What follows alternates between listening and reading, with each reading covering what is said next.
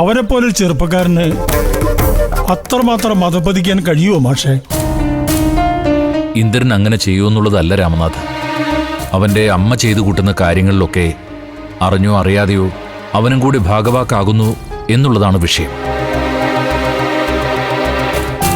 അതിനർത്ഥം ഇന്ദ്രൻ ഇപ്പോഴും സുശീലയുടെ ചരടുവലിക്കനുസരിച്ച് നീങ്ങുന്ന ഒരു പാവയാണെന്നല്ലേ രാമനാഥ? ആ പെണ്ണുമ്പിള്ള എന്തൊരു ജന്മാന്നാ ഞാൻ ആലോചിക്കുന്നത്. ഈ മരുമകളോട് കാണിക്കുന്ന ക്രൂരത അവിടെ നിൽക്കട്ടെ. ഒരു മകന്റെ ജന്മം ഏതെങ്കിലും ഒരു അമ്മ ഇങ്ങനെ തൊലച്ചു കളയോ? അമ്മ തന്റെ ജീവിതം തുലയ്ക്കുകയാണെന്ന് ആദ്യം ഇന്ദ്രന് മനസ്സിലാവണ്ടേ രാമനാഥ? സുശീല മകനെ ചേർത്ത് പിടിക്കുമ്പോൾ അവൻ വിചാരിക്കുന്നത് അമ്മയാണവന്റെ എല്ലാം എന്നാണ്. ഭീമസേനനെ ധൃതരാഷ്ട്രാലിംഗനത്തിൽ നിന്ന് രക്ഷിക്കാൻ കൃഷ്ണനുണ്ടായിരുന്നു. ഇന്ദ്രനെ അവന്റെ അമ്മയിൽ നിന്ന് രക്ഷിക്കാൻ നല്ലൊരു സുഹൃത്ത് പോലും ഇല്ലെന്നുള്ളതാണ് സത്യം. ഇപ്പൊ എന്താ ഭാഷ തീരുമാനം?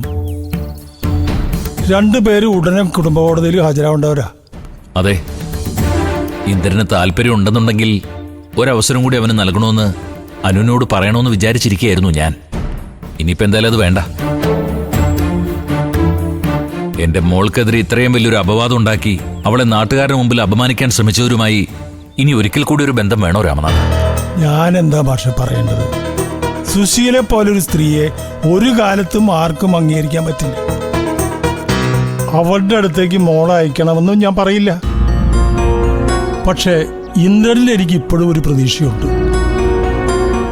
രണ്ടുപേർക്കും ഒരു കുഞ്ഞുള്ളതല്ലേ? കാത്തിരിക്കാനൊരു മനസ്സുണ്ടെങ്കിൽ സുശീല ചത്തൊടിയാലെങ്കിലും ഇന്ദ്രനും അനുവിനും നല്ലൊരു ജീവിതം ഉണ്ടാവും.